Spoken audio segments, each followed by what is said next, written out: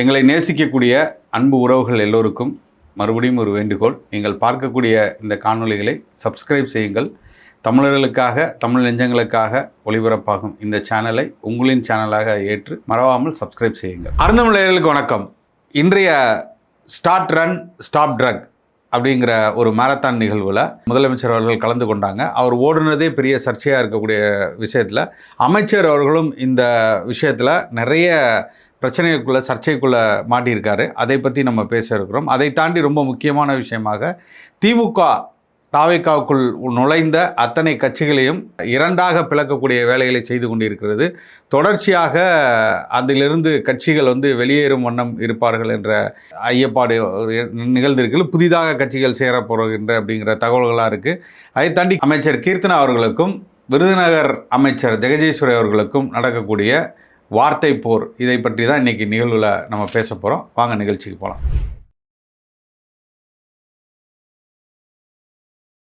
அண்ணே வணக்கண்ணே. வணக்கம் வணக்கம். சொல்லுங்கள் சிஜி. இன்னைக்கு நடந்த மாரத்தான்ண்ணே. ஆமாம், விஜய் அவர்கள் ஓடினார். இல்லை ஒரு நல்ல விஷயந்தான். ஆமாம், நேற்று பஸ்ஸில் போனார், இன்னைக்கு ஓடுறார்.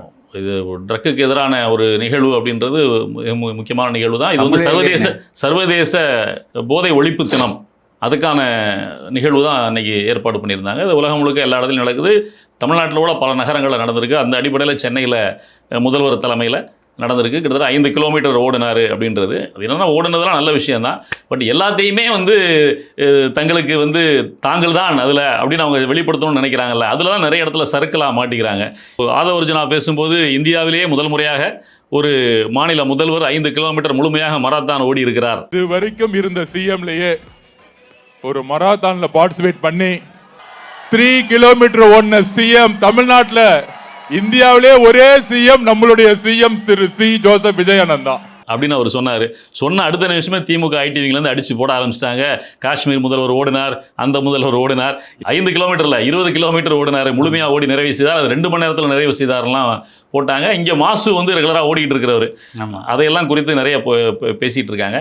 அதையெல்லாம் விட மோசமான ஒரு விஷயம் என்ன அப்படின்னு சொல்லி சொன்னால், இதில் ஒரு அமைச்சரை தொடர்பு படுத்தி ஒரு அமைச்சர் அவரை டிஃபேம் பண்ணுற மாதிரி ஒரு வீடியோ வெளியே திடீர்னு, அது அந்த குறிப்பிட்ட தினத்தில் அமைச்சரும் கூட இந்த குறிப்பிட்ட தினத்தில் அவருக்கு எதிராக ஒரு சர்ச்சையான வீடியோ வெளியே வந்திருக்குது. இதில் நமக்கு என்ன அப்படின்னு சொல்லி சொன்னால், இந்த மாதிரி ரீல்ஸை பயன்படுத்தி ஆட்சிக்கு வந்தவர்கள் அதே ரீல்ஸை பயன்படுத்தி அவர்களை வீழ்த்துவதற்கான வேலை நடக்கிறதா அப்படின்ற ஒரு கேள்வி எழுது. அதையும் நம்ம யோசிக்க வேண்டியிருக்கு. இன்னொன்று ஏற்கனவே நம்முடைய அருந்தமிழ்லேயே மருத்துவர் கார்த்திகேயன் ஒரு இன்டர்வியூ கொடுத்துருந்தார் ஒரு 4 தினங்களுக்கு முன்னதாக. அதில் இந்த மாதிரி ரீல்ஸை இந்த தாவேகா அரசு எப்படியெல்லாம் பயன்படுத்தி மக்களை தங்கள் வசப்படுத்துகிறார்கள். அதாவது ஒரு நெகட்டிவான ஒரு விஷயத்தை சொல்லிவிட்டு அது குறித்து நெகட்டிவாக எல்லாரும் பேசும்பொழுது, இல்லை பாருங்கள் எங்களை குறித்து எதிரிகள் இந்த மாதிரி பரப்பிட்டாங்க, ஆனால் நான் பாசிட்டிவ் தானே முழு வீடியோவை திரும்ப வெளியிட்டு தங்களுக்கு ஆதரவாக மக்களை திருப்புவது அப்படின்னு ஒன்றை பயன்படுத்துகிறாங்கன்னு சொல்கிறாங்க. அப்போ அந்த முழு காணொலியை அந்த இடத்த மட்டும் வெட்டி வச்சுக்கிட்டு முதல்ல இதை பரப்பிட்டு எது நெகட்டிவாக அதுதான் பரவும். அப்போ அதை பரப்பிட்டு அதுக்கு பிறகு இதை ரிலீஸ் பண்ணுறது மூலமாக டபுள் த ஃபேமாக அவங்க அடைகிறாங்க. அப்போ இந்த வீடியோ வெளியே வந்திருக்குல்ல, அவர் அமைச்சர், அவர் தாம்பரத்தை சார்ந்த கில்லி, அவர் பெயர் சரத், அவர் அமைச்சர் சரத். நமக்கு இதில் என்ன சந்தேகம் வருது அப்படின்னு சொல்லி சொன்னால், மருத்துவர் கார்த்திகேயன் சொன்ன மாதிரி நடக்குதா, இல்லை இதில் வேறு ஏதாவது ஃபவுல் பிளே இருக்குதா அப்படின்னு நம்ம யோசிக்க வேண்டியிருக்கு. என்னென்னா, உண்மையிலேயே அமைச்சரை டார்கெட் பண்ணி அந்த மாதிரி வீடியோக்கள் வெளியே வந்திருந்துன்னா அது மிகப்பெரிய குற்றம், அது மன்னிக்க முடியாத கூட்டம். ஏன்னா ஒரு அமைச்சரை எதை வச்சு டிஃபேம் பண்ணுறது, அவரை அவருக்கு எதிரான அரசியல் செய்கிறதுன்றது நேரடியாக அரசியல் செய்கிற மாதிரி அந்த மாதிரி செய்யக்கூடாது, அதெல்லாம் மாற்று கருத்தே கிடையாது.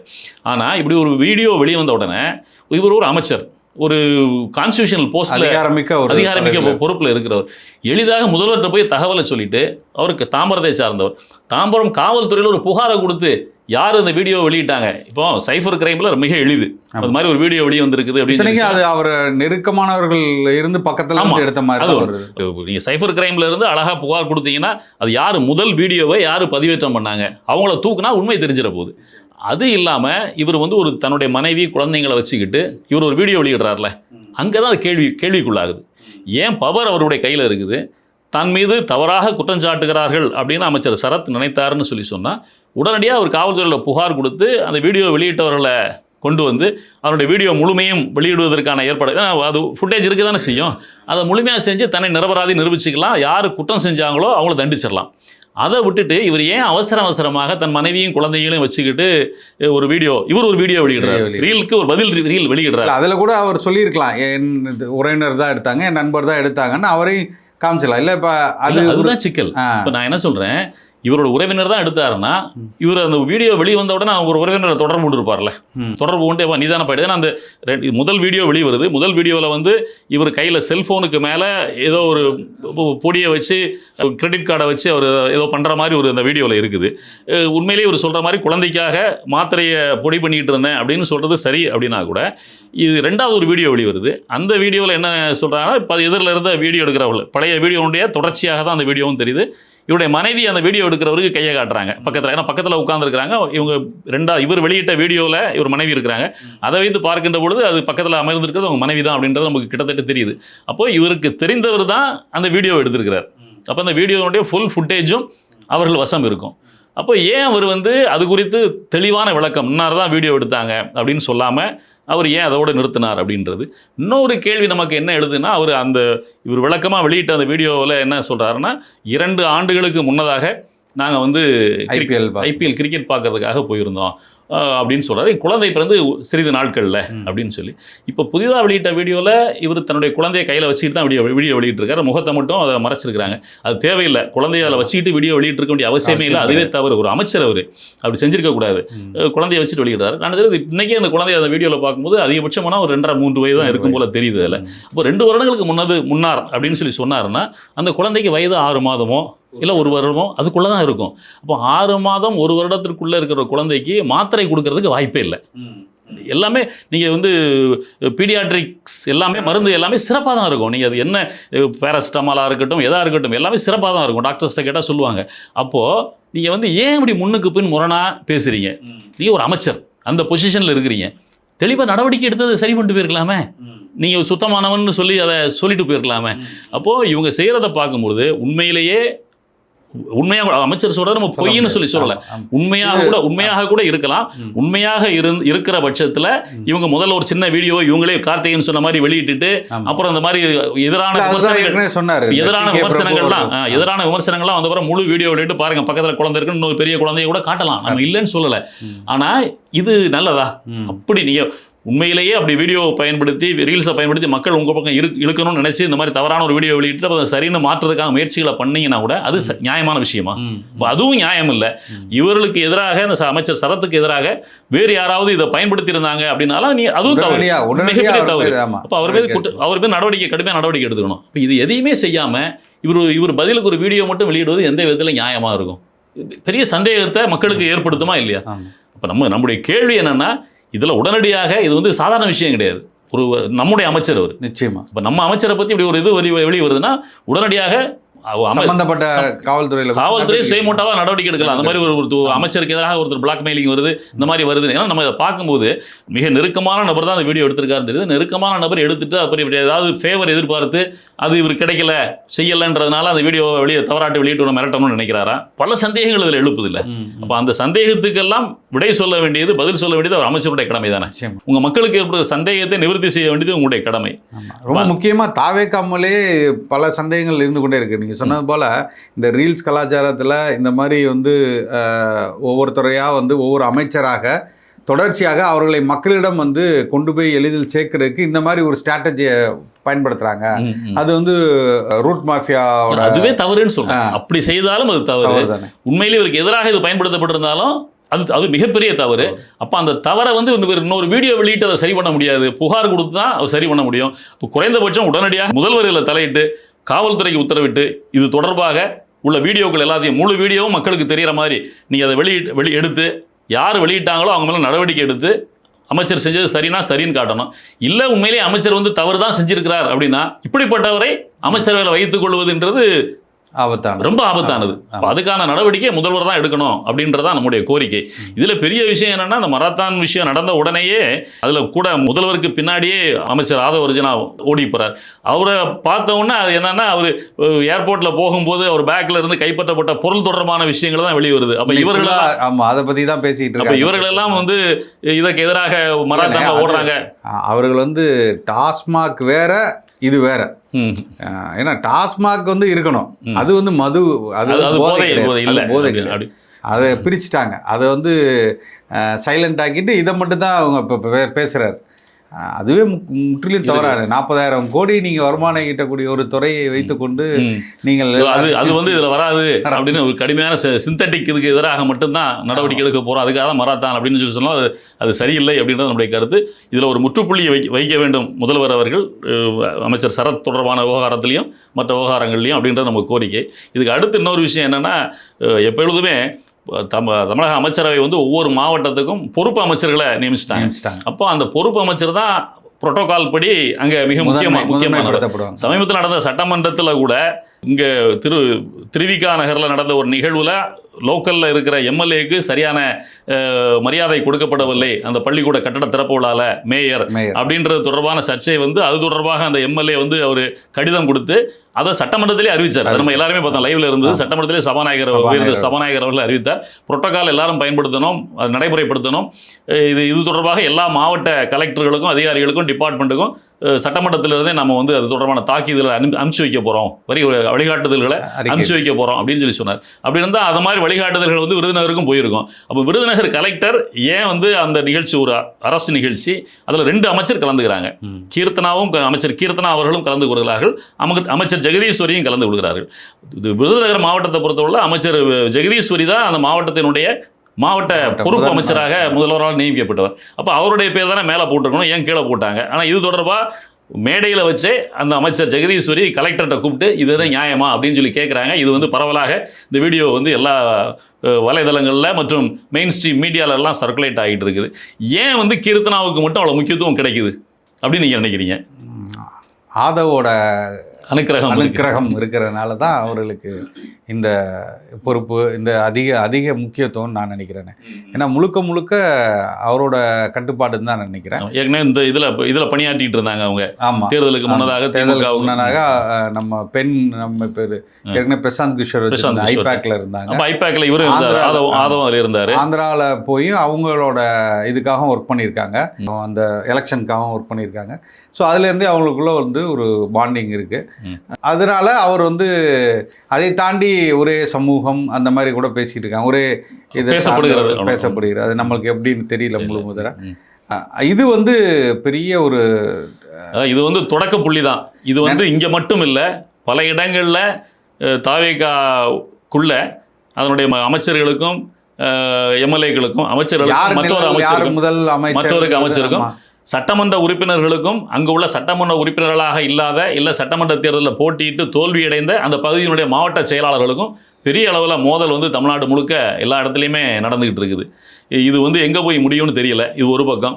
இன்னொரு பக்கம் வந்து எப்படி வந்து திமுக கூட்டணியிலேருந்து எல்லா கட்சிகளையும் தாவேகா இழுத்ததோ, இப்போ அதுக்கு எதிராக தாவேகாவில் இருக்கிற திமுகவிலிருந்து போல எல்லா கட்சிகளையும் உடைக்கிற வேலையை திமுக மிக வேகமாக செய்து கொண்டிருக்கிறது அப்படின்றதான். அதில் முதல் படி இன்னைக்கு தெரிஞ்சு போச்சு. 2-3 நாளாகவே பேசி கொண்டிருந்தார் வைகோ அவர்கள். எங்க அப்பாவை காணோம்னாரு, அப்பா இறங்கி இப்போ வேலை செய்ய ஆரம்பிச்சு பையனோட சேர்ந்து வேலை செய்யறாரு. இதுல என்னன்னா, வைகோ அவர்கள் வந்து ஏற்கனவே 2-3 நாட்களாக ஒரு வாரமாவே அதை பற்றி பேசிட்டு இருக்காரு. வைகோவுடைய மகனும் பேசிட்டு இருக்காங்க, திமுகவை பற்றி குறை சொல்லியும் தாவேகா பக்கம் போவது போல பேசிட்டு இருக்காங்க. இந்த 27ஆம் தேதி பொதுக்குழுக்கு பின்னர் தெரியும்னு அவர் அறிவிச்சுக்கிட்டே இருக்கிறாரு. இன்றைக்கி அதனுடைய தலைமை நிலைய செயற்குழு கூட்டம் நடந்திருக்குது. அந்த கூட்டத்தில் 2 எம்எல்ஏக்கள் கலந்துக்கணும். ஆனால் 2 எம்எல்ஏக்களில் ஒரு எம்எல்ஏ வரல அப்படின்றது. வந்த ஒரு எம்எல்ஏவும் பதவியை ராஜினாமா பண்ணுறதுக்கு தயங்குகிறார் அப்படின்ற செய்தி வருது. சீர்காழி எம்எல்ஏ கிட்டத்தட்ட நான் வந்து இல்லை திமுகவினுடைய வாக்குகளை வாங்கி வெற்றி பெற்றேன், அங்கே திமுகவினுடைய பழைய முதல்வர் ஸ்டாலின் அவருடைய மனைவியினுடைய சொந்த தொகுதி வந்து சீர்காழி, அதனால் அவரே பர்சனலாக வந்து கட்சிக்காரங்களை சொல்லி வாக்களிப்ப வேலை செய்ய எல்லாம் சொல்லியிருந்தாரு. அவர்களுக்கு துரோகம் செஞ்சுட்டு என்னால் போக முடியாதுன்னு சொல்லி பேசி கிட்டத்தட்ட மதிமுக உடையிறது தான் இது. மல்லை சத்யா இதில் உள்ளுக்கு இறங்குறாரு. மதிமுகவில் விழுந்து பொதுக்குழுவுக்கு முன்னாடியே பொதுக்குழு உறுப்பினர்கள் பல பேரை எதுக்கு நீங்கள் தாவேகால போனால் கூட உங்களுக்கு பெரிய அளவில் வரவேற்பு இருக்காது, திமுக பக்கம் போயிடுவோம் அப்படின்னு சொல்லி அவர் உள்ளுக்கு இறங்கி வேலை செஞ்சுக்கிட்டு இருக்கிறாரு. கிட்டத்தட்ட மதிமுக வந்து நாளைக்கு வந்து ஒரு வெர்டிக்கல் ஸ்பிளிட்டு ஆகும். அப்பாவும் பையனும் மட்டும்தான் அங்கே போக முடியும், வேற யாரும் அங்கே போகிறதுக்கான வாய்ப்பு இல்லை அப்படின்றது தெரியுது. இதுக்கிடையில் வந்து இதில் இன்னொரு விஷயம் என்னென்னா, பாண்டிச்சேரியில் வந்து அண்ணன் சீமான் அவர்களும் முன்னாள் முதல்வர் ஸ்டாலின் அவர்களும் ஒரே இருக்கையில் உட்கார்ந்துருக்கும் போது பக்கத்தில் வைகோ பக்கம் உட்கார்ந்தாரு. வைகோ பக்கம் திரும்பக்கூடாதுன்றதுக்காக தான் அண்ணன் சீமானுடைய காதல கிசுகிசுத்து இந்த பக்கமாக ஸ்டாலின் அவர்கள் பேசி கொண்டிருந்தார் அப்படின்ற தகவலும் ஓடிக்கிட்டு இருக்கு. ஆனால் அதை வச்சு இன்னொரு பிரச்சனை நடந்துகிட்டு இருக்கு. அங்கே மறுநாள் காலையில் நடந்த திருமண நிகழ்ச்சியில் நிறைய அதில் ஒரு மணிக்கிறேன். அதில் ஒருத்தர் கமெண்ட் போட்டிருந்தா நல்லா இருந்தது. நீனாவது நேரா என் நெஞ்சில குத்துனீங்கப்பா, நேரா ஏற்றிங்க, அந்த பக்கத்தில் இருக்கானே அவன் முதுகுலே அப்படின்னு தான் சொல்லியிருப்பார் போல் இருக்கு அண்ணன் சீமான்ட்ட. இது அடுத்த விஷயம். இன்னொன்று மறுநாள் காலையில் திருவாரூரில் நடந்த திருமணத்தில் ஐயா இவர் முத்தரசன் அவர்களை மேடையில் வைத்து கொண்டே ராசா பேசியது, அந்த நிகழ்வு முத்தரசன் பேசியது, இதெல்லாம் வைத்து பார்க்கும்போது சிபிஐயை கூட ரெண்டா உடைக்கிறதுக்கான வாய்ப்பு இருக்குது. சிபிஐயனுடைய வீரபாண்டியன் வந்து ஒரு பக்கம் பேசும்போது முத்தரசன் வந்து இப்போ திமுகவுக்கும் ஸ்டாலினுக்கும் ஆதரவாக பேசுகிற சூழ்நிலை. இவர் விடுதலை சிறுத்தைகளை பொறுத்தளவில் முதல்வர் வந்து சட்டமன்றத்தில் பேசுனது தவறு அப்படின்னு பேசுனதுனால விடுதலை சிறுத்தைகள் மீது முதல்வருக்கு வருத்தம் வந்துச்சு. ஏன்னா சினிஃபீல்ட் வந்து புதிதாக திரைத்துறை இல்ல திருமாவர்களே சட்டமன்றத்தில் வந்து இந்த மாதிரி பேசினது வந்து தவறு, மாண்பை காக்கிறதுக்கு தவறிவிட்டார் முதல்வர் அப்படின்ற மாதிரி பொருள் உள்ள அளவுக்கு பேசிட்டாரு. இது வந்து தாவேகாவினருக்கு மிகப்பெரிய எரிச்சலை உண்டாகிடுச்சு, முதல்வருக்கும் மன கஷ்டத்தை கொடுத்துருச்சு. வன்னியரசு உதயநிதியை பத்தியும் பேசியிருந்தார். இல்ல அது வேற, அது அவங்களுக்குள்ள அது முதல்ல அதான் சொல்றேன். இவர் பேசினதன் அடிப்படையில் அவங்களுக்கு பிரச்சனை. அப்ப இதை மனசுல வச்சுக்கிட்டு இருந்தாரு. இந்த சூழ்நிலையில் இங்க தைலாபுரத்தில் அப்பாவும் மகனும் ஒன்னாயிட்டதுனால மருமகளுக்கு அமைச்சர் பதவி வாங்கி கொடுக்கறதுக்காக அவர் வந்து தாவேகால பேச்சுவார்த்தை நடத்துகிறார் என்றது போயிட்டு இருக்கு. இதை பயன்படுத்தி வந்து விடுதலை சிறுத்தைகளை வெளியே தள்ளுறதுக்கான வாய்ப்புகள் இருக்குன்னு சொல்றாங்க. இப்போ வேற வழி இல்லை, விடுதலை சிறுத்தைகளுடைய தலைவர் மட்டும் வெளியே வந்துட்டு உள்ளுக்கு அமைச்சராக இருக்கிறவர் அங்கேயே தங்கிடுவார் அப்படின்ற பேச்சு ஓடிக்கிட்டு இருக்குது. சிபிஎம்லையும் இந்த மாதிரி பெரிய சிக்கல்கள்லாம் ஓடிக்கிட்டு இருக்குது. ஒரு இப்போ இருக்கிற சண்முகம் வந்து தாவேகாவுக்கு ஆதரவாக பேசுகிறார். பாலபாரதி மற்றும் பலர் வந்து சு வெங்கடேசன்லாம் வேற ஸ்டாண்ட் எடுத்து பேசுற மாதிரி தெரியுது. ஆக மொத்தத்தில் தமிழ்நாடு அரசியல் அப்படின்றது இன்னைக்கு வந்து, அதாவது ஏற்கனவே நம்ம பேசிக்கிட்டு இருந்தோம், திமுக வந்து 10 எம்எல்ஏக்கு மேலே அங்கிருந்து வெளியில் இருக்கிறாங்கன்ட்டு. அப்போ புதிதாக ஒரு 5 பேர் உள்ளே போவாங்க, புதுசாக ஒரு 10 பேர் வெளியில் வருவாங்க. இதுக்கு இடையில முன்னாள் முதல்வர் ஸ்டாலினை தோற்கடித்த VS பாபு வந்து தனக்கு அமைச்சரவையில் இடம் கிடைக்கும் அப்படின்னு எதிர்பார்த்து இருந்ததாகவும், அமைச்சரவையில் தான் இடம் கொடுக்கல, குறைந்தபட்சம் அமைச்சர்களுக்கு பின்னாடி முன்வரிசையில இடம் கொடுப்பாங்கன்னு பார்த்தா பின்னாடி தூக்கி போட்டுட்டாங்க அப்படின்னு மிகப்பெரிய பொறுமல்ல இருக்கிறதாகவும், அவரிடமும் திமுக பேச்சுவார்த்தை நடத்தி கொண்டிருக்கிறது அப்படின்ற தகவல்லாம் போயிட்டு இருக்கு. ஆக மொத்தத்தில் அப்படின்னு சொல்றாங்க. அது அவருக்கு எதிராக நேற்று வேற நிறைய செய்திகள்லாம் வெளியே வருது. கட்சிக்காரங்கிட்ட பணம் வாங்கி கொண்டு பொறுப்புகள் கொடுக்குறாருன்னு ஒரு பெண்லாம் கொடுத்துருந்தாங்க. இந்த மாதிரி பல சமாச்சாரங்கள் நடந்துகிட்டு இருக்கனால போக போக இந்த அரசியல் மிக விறுவிறுப்பாக இருக்கும் போல தெரியுது. இது எம்எல்ஏக்களை இழுப்பது, கட்சியை உடைப்பது அப்படின்றதெல்லாம் இது எங்க போய் நிற்கும்னு தெரியல. கூடிய விரைவில் ஆட்சி கவிழ்ந்து தேர்தல் வருவதற்கான வாய்ப்புகளை நோக்கி நகர்த்த வேண்டும் அப்படின்றதுக்காக மிகப்பெரிய பட்ஜெட்டை திமுக ஒதுக்கி இருப்பதாகவும் தெரிகிறது. போக போக இது பற்றி விரிவாக தெரியும். நம்ம விரிவாக பின்னர் விஷயம் தெரிஞ்சதுக்கு அப்புறம் பேசுவோம். அது இல்லாமல் நீங்கள் ஏதோ ஒன்று கேட்டுட்டு இருந்தீங்க. ஆமாண்ணே, நம்ம ஏற்கனவே நம்ம ஒரு டேட்டா நம்ம வெளியிட்டோம். தென் மாவட்டங்கள்ல இருந்து நம்ம வந்து நாம் தமிழர் கட்சி ஒரு 4 மாவட்டங்களை எடுத்து நம்ம பேசணும். 5 மாவட்டங்களை எடுத்து பேசணும். சென்னை சுற்றுவட்டாரத்தை பற்றி நம்ம ஒரு டேட்டா எடுத்து பேசுறோம்னோ, அது எப்போ கிட்டத்தட்ட 26 தொகுதிகளை நம்ம எடுத்து இந்த 26 சென்னையை சுற்றி உள்ள ஒரு 26 தொகுதிகள் சென்னை மண்டலம்னு எடுத்து வச்சிருக்கிறோம். அது தொடர்பாக நம்ம எவ்வளவு தூரம் வாக்குகள், மற்ற கட்சிகள் என்ன விவகாரம் எல்லாம் நம்ம வந்து பார்த்துக்கிட்டு இருக்கோம். முடிந்தவரை நாளை அல்லது நாளை மறுநாள் காலைக்குள்ளதாக அதை நம்ம அது விரிவாக நம்முடைய, ஏன்னா அது நமக்கானது, அதனால அதை உடனடியாக விரிவாக வெளியிடணும். 26 தொகுதிகளை சார்ந்தவர்களை உற்சாகப்படுத்துகிற அளவுக்கு அது இருக்கணும். அதில் என்னென்ன டேட்டாஸ் இருக்குன்றதை பார்ப்போம். உண்மையை தான் சொல்ல முடியும், பொய்யும் சொல்ல முடியாது. அதை விரைவாக நம்ம வெளியிடுவோம். நன்றி, வணக்கம்.